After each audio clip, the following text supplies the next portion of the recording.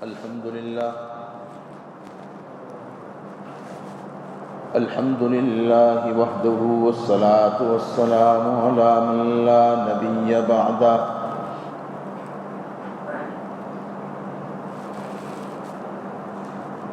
أعوذ بالله من الشيطان الرجيم بسم الله الرحمن الرحيم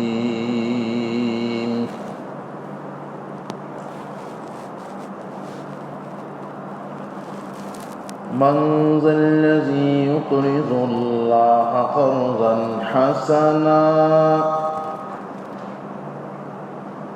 فيضاعفه له أضعافا كثيرا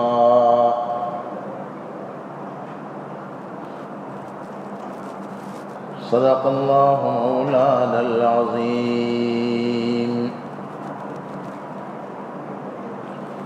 وصدق رسوله النبي الأمي الكريم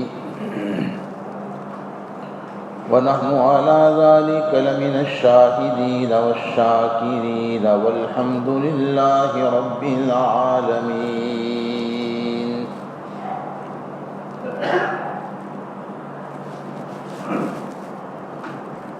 اللہ تبارک و تعالی نے اپنے بندوں سے جس طرح بدنی عبادات کا مطالبہ فرمایا، اسی طرح مالی عبادات کا مطالبہ بھی فرمایا۔ بدنی عبادت میں مثلا نماز ہے، روزہ ہے، قرآن پاک کی تلاوت ہے، اہتمام دعا ہے، ذکر و اذکار ہے، یہ ساری بدنی عبادات ہیں۔ اللہ نے اس کا بھی اپنے بندوں سے مطالبہ کیا۔ قرآن پاک میں جگہ جگہ یہ حکم بھی ہے، ترغیب بھی ہے۔ تو جس طرح بدنی عبادات کا مطالبہ ہم سے ہے، اپنے بندوں سے ہے، اسی طرح مالی عبادات کا مطالبہ بھی ہے۔ اپنے مال کو ضرورت مندوں میں، ضرورت کی جگہوں میں خرچ کرو۔ اگر زکوٰۃ کے مصارف ہوں تو زکوٰۃ دو، صدقات کے مصارف ہوں یعنی خرچ کرنے کی جگہ اور جن پر خرچ کرنا ہے وہ ضرورت مند تو ہیں، لیکن زکوٰۃ کی رقم خرچ کرنا کسی وجہ سے مناسب نہیں، تو پھر ایسی صورت میں زکوٰۃ کے علاوہ صدقات نافلہ اور سخاوتوں کے ذریعے خرچ کرو۔ یہ بھی اللہ تعالیٰ کا مطالبہ ہے۔ اور جب یہ اللہ کا مطالبہ ہے تو جس طرح نماز پڑھنے سے، روزہ رکھنے سے، قرآن پاک کی تلاوت کرنے سے اللہ خوش ہوتے ہیں، اسی طرح اللہ کے بندوں کی مال کے ذریعے مدد کرنے سے بھی اللہ پاک خوش ہوتے ہیں۔ اللہ تبارک و تعالی نے اس کی طرف توجہ دلاتے ہوئے، ترغیب دیتے ہوئے ایک عجیب و غریب عنوان اور انداز اختیار کیا۔ ضرورت مندوں پر اپنے مال کو لگانے اور خرچ کرنے کے لیے جو انداز اور جو عنوان قرآن میں اختیار کیا نا، وہ قابل غور ہے۔ قرآن نے یہ نہیں کہا کہ بھائی مثلا فلاں علاقے کے لوگ سیلاب کی وجہ سے، چپلون کے لوگ، اور ایسے ہی مثلا یہ رتنا گیری کے لوگ اور مہاراشٹر کے مخصوص جو علاقے ہیں، یہ لوگ بہت سخت ضرورت مند ہیں، لہٰذا تم ان کو اپنے مال سے تعاون پیش کرو۔ ایسا ڈائریکٹ حکم اللہ پاک نے نہیں دیا۔ یعنی کہنے کا منشا یہ ہے کہ ضرورت مندوں پر مال خرچ کرنے کے لیے اللہ پاک نے جو انداز اور عنوان اختیار کیا وہ بڑا انوکھا ہے، بڑا عجیب ہے۔ یہ کہنے کے بجائے کہ فلاں ہمارے ضرورت مند بندے ہیں یا جو بھی ہمارے ضرورت مند بندے ہیں ان پر خرچ کرو، ایسا کہنے کے بجائے انداز یہ اختیار کیا، فرمایا من ذا الذی یقرض اللہ قرضا حسنا، کون ہے جو اللہ کو قرضہ دے۔ دیکھیے یہ بہت زیادہ تفصیلات میں ابھی جانے کا مختصر سی جمعہ کی نشست میں موقع نہیں ہوتا، اس لیے میں غیر ضروری تفصیلات میں نہ جاتے ہوئے غور کیجئے۔ اللہ پاک یہ فرما رہے ہیں من ذا الذی یقرض اللہ قرضا حسنا، کون ہے جو اللہ کو قرضہ دے؟ کوئی ہے تم میں سے جو اللہ کو قرضہ دے اور اللہ کو قرضہ دینے کا ارادہ رکھے؟ اللہ کو قرضہ دینے کا مطلب یہ ہے کہ اس کے ضرورت مند جو بندے ہیں ان کی ضرورتوں میں زکوٰۃ خرچ کرنا اور صدقات نافلہ خرچ کرنا، زکوٰۃ صدقات وغیرہ ضرورت مندوں پر خرچ کرنا، یہ سب اس میں شامل ہے۔ آپ لوگ ضرورت مندوں پر اپنی زکوٰۃ، صدقات، خیرات، سخاوتیں، اپنا مال جو خرچ کرو گے تو اللہ تبارک و تعالی اس خرچ کرنے کو قرضہ فرماتے ہیں۔ گویا ان پر خرچ کرنا اللہ کو قرضہ دینا ہے۔ حالانکہ یہ بھی تو کہا جا سکتا ہے کہ صدقہ دو، صدقے کے اندر زکوٰۃ بھی شامل ہے، یعنی صدقات واجبہ اور نافلہ سب شامل ہیں۔ اللہ تعالیٰ نے ضرورت مندوں پر خرچ کرنے کے لیے صدقے کے بجائے قرضے کا لفظ استعمال کیا، من ذا الذی یقرض اللہ، اور ابھارا ہے کون ہے؟ علماء فرماتے ہیں صدقہ کے بجائے قرضہ کا لفظ کیوں استعمال کیا؟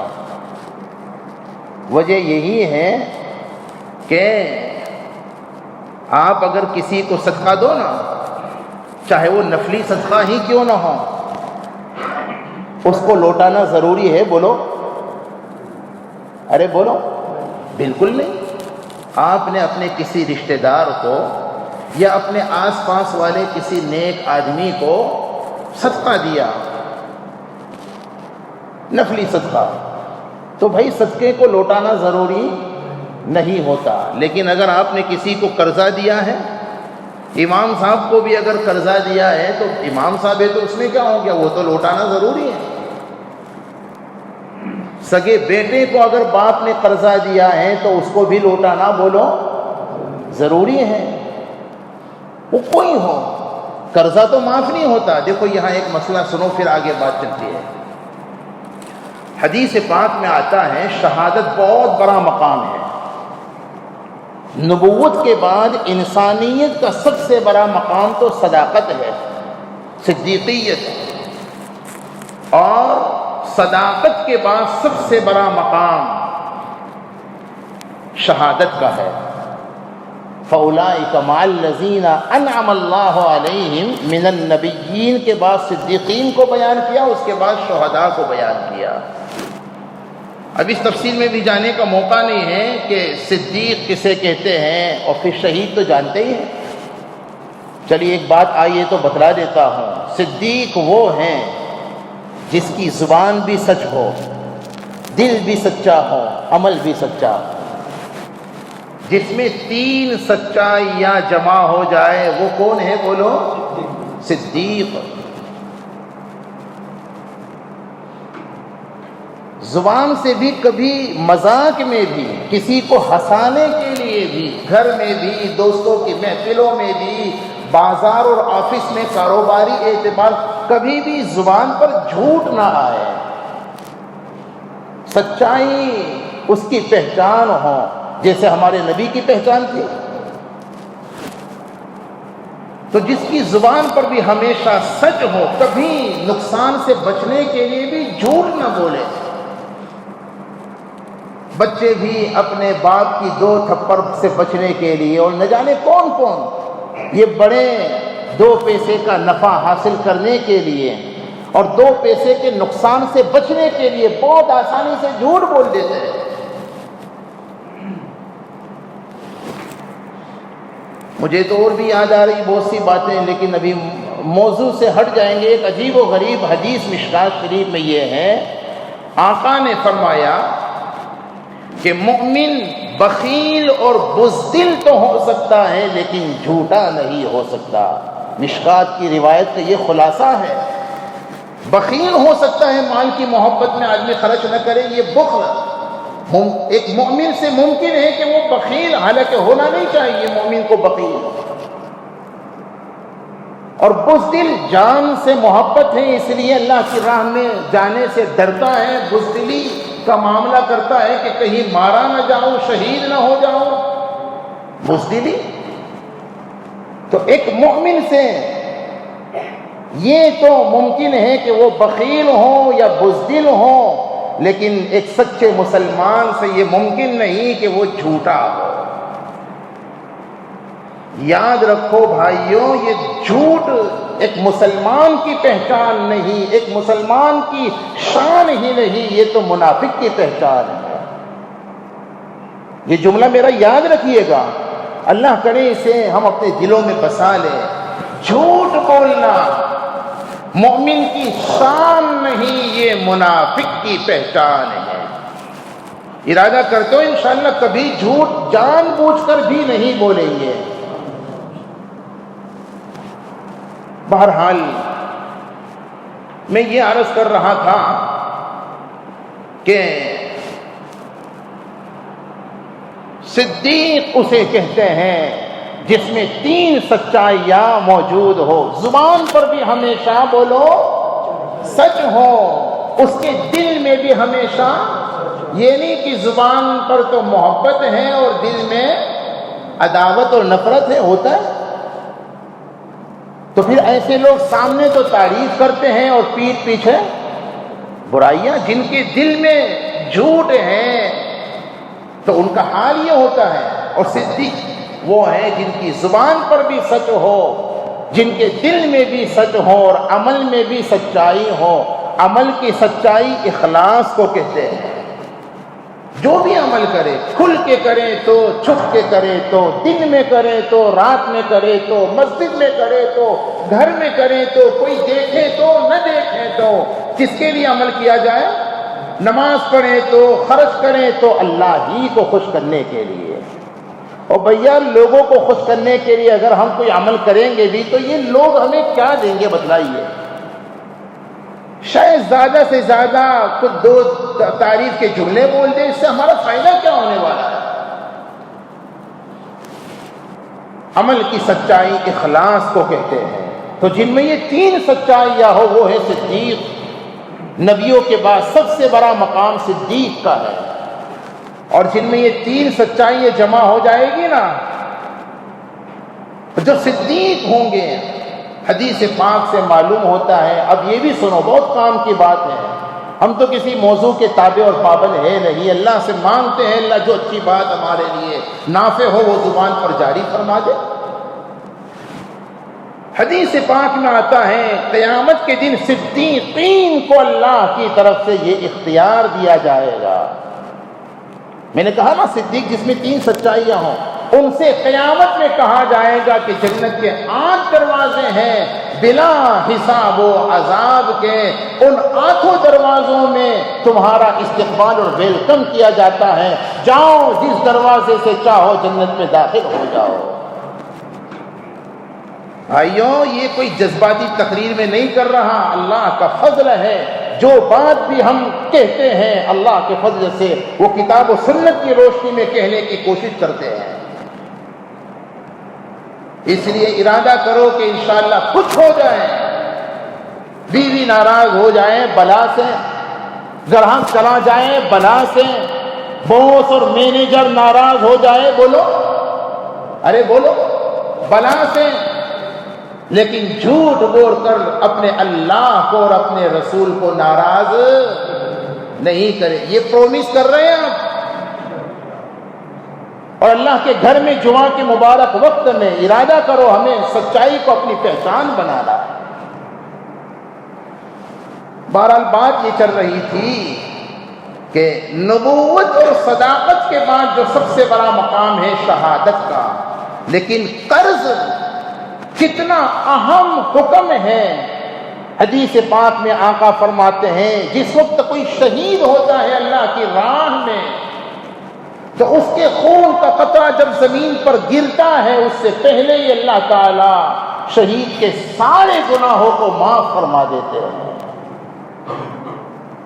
سارے گناہ معاف ہو جاتے ہیں شہید کے. لیکن حدیث میں آقا فرماتے قرضہ معاف نہیں ہوتا.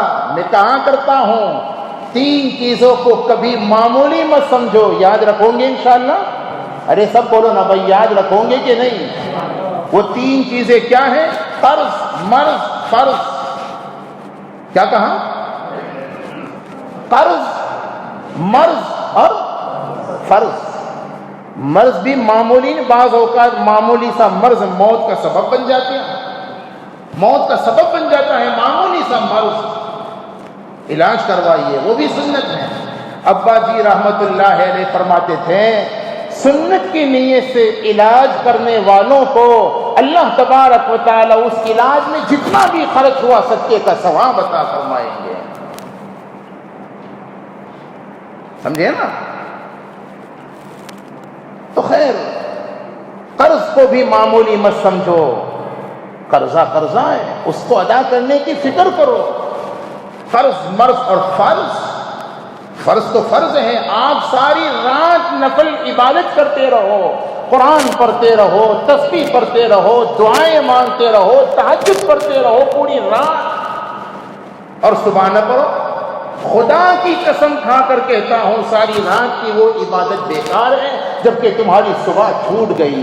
اور لوگوں، جب ساری رات کی وہ عبادت جس سے تمہاری نماز فجر چھوٹ جائے، اگر وہ عبادت بیکار ہے تو کیا خیال ہے تمہارا اگر ساری رات موبائل کی چیٹنگ میں گزار دو اور ساری رات لہو و لعب اور خرافات اور فضولیات میں، گناہوں میں گزار دو، تو وہ رات کتنی بدنصیبی والی ہوگی. اس کے برخلاف ایک بندہ صبح عشاء پڑھ کر آرام سے سو گیا اور صبح اٹھ کر کے نماز فرض ادا کی.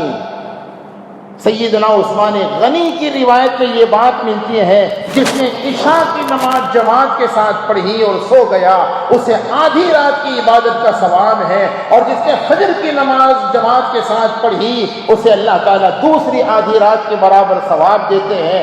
خلاصہ یہ ہوا کہ جو عشاء اور فجر جماعت کے ساتھ ادا کرتے ہیں اللہ تعالیٰ سونے کے باوجود انہیں پوری رات کی عبادت کا ثواب دیتے ہیں. کرو گے انشاءاللہ؟ بہرحال میں یہ عرض کرنے جا رہا تھا، قرض اللہ تبارک و تعالی نے اپنے ضرورت مندوں پر خرچ کرنے کے لیے، ترغیب دینے کے لیے جو انداز اور عنوان اختیار کیا، یہ نہیں کہا کہ صدقہ کرو، بلکہ فرمایا قرضہ دو. قرآن پاک میں فرمایا من ذا الذی یقرض اللہ قرضا حسنا، کون ہے جو اللہ کو قرضہ دے. اللہ کو قرضہ دینے کا مطلب بتلایا نا میں نے، ضرورت مندوں پر خرچ کرنا، چاہے زکوٰۃ خرچ کرو چاہے صدقے خرچ کرو. میں یہ عرض کر رہا تھا صدقہ کے بجائے قرضہ کیوں فرمایا؟ تو وجہ بتلائی نا کہ صدقہ تو لوٹانا ضروری نہیں ہے، قرضہ لوٹانا چونکہ ضروری ہوتا ہے. اللہ نے ضرورت مندوں پر خرچ کرنے کو قرضہ اس لیے کہا ہے کہ جیسے قرضہ جب تم کسی کو دیتے ہو تو اس کے ذمہ لوٹانا ضروری ہے. میں خزانوں کا، زمین و آسمان کا مالک رب بھی کہتا ہوں تم میرے ضرورت مندوں پر خرچ کرو گے تو میں بھی تمہارا جو مال تھا اس کو لوٹا کر کے رہوں گا، میں تمہیں اس کا بدلہ دے کر کے رہوں گا. اور دنیا میں جو بدلہ ہوگا وہ تو بہت تھوڑا ہوگا، حقیقی بدلہ تو آخرت میں. اور تم تو 1 روپیہ لگاؤ گے لیکن میں کم سے کم اس 1 کا 700 گنا بڑھا کر یا تو دنیا میں ورنہ آخرت میں بالیقین لوٹاؤں گا. یہ اللہ کا وعدہ ہے کہ نہیں ہے؟ بولو نا بھائی، ہمارا ایمان ہے یا نہیں ہے؟ میں نے کہا بدنی عبادت میں تو ایک نیکی پر 10 گنا بڑھا کر کے دینے کا وعدہ ہے، لیکن مالی عبادات میں ایک نیکی پر 700 گنا بڑھا کر دینے کا وعدہ، اور یہ کم سے کم درجہ ہے۔ مثل الذین ينفقون اموالهم فی سبیل اللہ كمثل حبة أنبتت 7 سنابل في كل سنبلة 100 حبة والله يضاعف لمن يشاء۔ جس کے خرچ کرنے میں جس قدر زیادہ اخلاص ہوگا اللہ رب العزت اس کے اجر و ثواب میں اتنا اضافہ فرمائیں گے۔ اللہ کو اپنے بندوں پر تفصیلات میں وقت تو ہمارا ہو گیا، لیکن 2-4 باتیں میں ضرور کہوں گا۔ میں جس واقعے کو سنانا چاہتا تھا وہ تو ابھی شروع ہی نہیں کر پایا میں، اور جو کچھ باتیں مجھے عرض کرنی تھی، اللہ تبارک و تعالیٰ کو اپنے ضرورت مندوں پر خرچ کرنے والے بڑے پسند ہیں۔ جیسے نماز پڑھنے والوں سے محبت ہے نا اسے، روزہ رکھنے والوں سے، ایسے ہی خرچ کرنے والے بندوں سے بڑی محبت ہے۔ اللہ کے رسول نے اس کو دوسرے انداز میں یوں سمجھایا، الخلق عیال اللہ، ساری مخلوق، اس کو ماننے والی بھی نہ ماننے والی مخلوق بھی، ماننے والے بندے بھی نہ ماننے والے بندے بھی، سب ہے تو اللہ ہی کے بندے، اور جب سب اللہ کے بندے ہیں تو اللہ کو اپنے سارے بندوں سے بڑی محبت ہے۔ اللہ اپنے بندوں کو اپنا کنبہ فرماتے ہیں۔ الخلق عیال اللہ، یہ حدیث میں آقا فرماتے ہیں ساری مخلوق اللہ کا کنبہ ہے، اللہ کا قبیلہ ہے۔ جیسے مجھے میرے قبیلے سے محبت ہے، آپ کو ہے، وہ فطری چیز ہے یہ۔ جیسے ہمیں اپنے کنبے اور قبیلے سے محبت ہوتی ہے اور ہونی بھی چاہیے، اسی طرح جب مخلوق اللہ کا کنبہ ہے تو اللہ کو اپنی مخلوق سے بھی محبت ہے۔ الخلق عیال اللہ کا ایک مطلب تو یہ، لیکن دوسرا مطلب بھی یہ بیان کیا کہ جیسے ہمارا یہ حال ہوتا ہے کہ کوئی ہمارے قبیلے اور کنبے سے محبت کرے تو ہم اس سے محبت کرتے ہیں، اس سے یہی حال اللہ کا ہے۔ اللہ اپنے بندوں سے محبت کرنے والوں سے بھی محبت کرتے ہیں، اور بندوں سے محبت کا تقاضا یہ ہے کہ اگر خدا نخواستہ وہ ضرورت مند ہوں تو ان کی ضرورت کو پورا کرنے کا اہتمام اور انتظام اپنی بساط کی حد تک جو کچھ ہم کر سکتے ہیں ضرور کرنا چاہیے۔ سرکار دو عالم صلی اللہ علیہ وسلم کی سیرت طیبہ سے ایک واقعہ میں بہت مختصر طور پر، یقین مانو میرے بھائیوں، ہمارے آقا کا حال تو یہ تھا کہ ضرورت مندوں کو جب دیکھتے تھے تو ان کے اظہار سے بھی پہلے آپ ان کی ضرورت کو پورا کرنے کے لیے بے چین ہو جاتے تھے، چونکہ آپ کے سینے میں جو دل تھا وہ بہت ہی زیادہ درد مند دل تھا۔ اور اللہ تبارک و تعالی نے ہمیں صرف اپنی عبادت کے لیے تو پیدا نہیں کیا، وہ اقبال نے جو کہا تھا نا، عبادت کے لیے اگر پیدا کرنا مقصود ہوتا تو اس کی کوئی ضرورت ہی نہیں تھی، فرشتے تو ہم سے پہلے ہی موجود تھے۔ اللہ نے ہمیں درد دل کے واسطے پیدا کیا، درد دل کے واسطے پیدا کیا انسان کو، ورنہ طاعت کے لیے کچھ کم نہ تھے کروبیا۔ ہم سے بہت زیادہ اللہ کی عبادت اور اطاعت میں فرشتے مشغول رہتے ہیں، وہ تو ہر وقت اللہ کی عبادت اور اطاعت میں مشغول رہتے ہیں، اور ایسی عبادت کرتے ہیں کہ ذرہ برابر اللہ کی نافرمانی نہیں کرتے۔ قرآن پاک میں فرمایا لا یعصون اللہ ما امرہم ویفعلون ما یؤمرون۔ ہم تو فرما برداری کے ساتھ نافرمانی بھی کرتے ہیں، لیکن فرشتے پر جھپکنے کے برابر نافرمانی نہیں۔ یہ قرآن کا اعلان۔ ان کی عبادت کا تو یہ حال تھا، پھر ہماری عبادت کی ضرورت کیا ہے؟ اللہ نے ہمیں محض عبادت کے لیے نہیں، درد دل اپنی مخلوق کی اور اپنے ضرورت مند بندوں کی خدمت کے لیے بھی پیدا کیا۔ اور آقا کی زندگی تو آپ نبوت سے پہلے بھی دیکھیے، نبوت کے بعد بھی دیکھیے، تفصیلات میں کاش میرے پاس موقع ہوتا تو میں ضرور کچھ سناتا۔ سیدہ عائشہ نے ہمارے آقا جب پہلی وحی کے بعد گھبرائے ہوئے آئے تھے نا اور کہا تھا زملونی زملونی، مجھے چادر اڑاؤ، گھبرا گئے تھے نا پہلی وحی کے بعد، تو سیدہ عائشہ نے تسلی جو دی ہے، تسلی کے بعد آپ کی عبادت کو بیان نہیں کیا بلکہ خدمت کا سہارا دیا تھا۔ یہ نہیں کہا تھا کہ آپ جیسے عبادت گزار کو اللہ تبارک و تعالی کیسے ضائع کریں گے، یہ کہنے کے بجائے فرمایا تھا کلا واللہ لا یخزیک اللہ ابدا انک لتصل الرحم وتحمل الکل وتکسب المعدوم او کما قال، فرمایا تھا کہ اللہ تم جیسے عبادت خدمت گزار کو ہرگز ضائع نہیں کریں گے۔ ہمارے آقا جب کسی ضرورت مند کو دیکھتے تھے نا تڑپ جاتے تھے، بے چین ہو جاتے تھے۔ بس وہ قصہ جلدی سے سن لو، ختم۔ ایک مرتبہ کچھ لوگ مسجد نبوی میں یا مدینہ طیبہ میں حاضر ہوئے۔ اب روایتوں میں آتا ہے یا تو وہ جمعہ کا دن تھا یا ظہر کا دن تھا، اور اکثر فرماتے جمعہ کا دن تھا۔ بہرحال جب حاضر ہوئے تو ان کی ظاہری حالت بہت ہی زیادہ خستہ تھی، بہت ہی زیادہ قابل رحم تھی، کپڑوں کا بھی ٹھکانہ نہیں تھا ٹھیک سے۔ آقا نے جب ان کو دیکھا بے چین ہو گئے، بے چینی کے عالم میں فوراً اپنے گھر تشریف لائے تاکہ کچھ مدد ان کی کر سکوں، لیکن گھر میں اس وقت فاطمہ کی سنت زندہ تھی، کچھ دینے کے لیے تھا ہی نہیں۔ آپ نے فوراً اپنے خادم خاص حضرت بلال کو حکم دیا، بلال جلدی آؤ اذان دو۔